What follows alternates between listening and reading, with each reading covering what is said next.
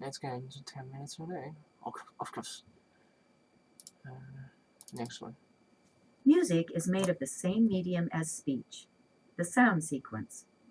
Just as language is made up of separate ordered parts, music is made up of notes, chords, measures, phrases, tunes, and so on.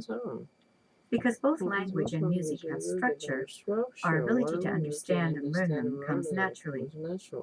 Just as we are able to separate the sounds in spoken language, we can distinguish the individual sounds that musical instruments make.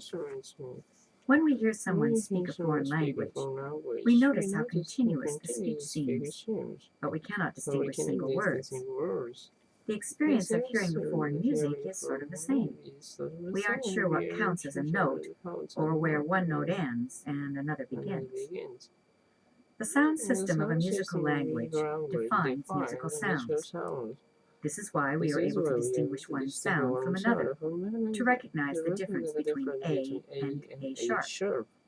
And just as spoken languages limit their sounds to a small number of all of the sounds that the human voice can make, so do musical language limit the pitches to a small number within the octave.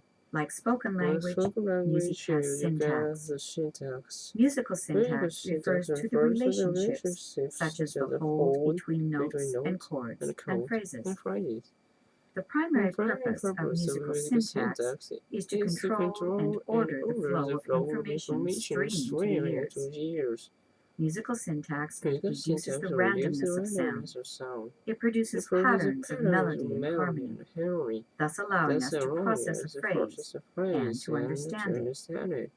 Music, like language, evolves over time.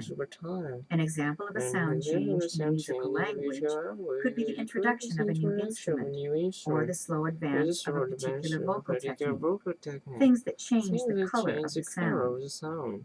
When two musical communities come together and compete, musical influences are at the heart of this contact.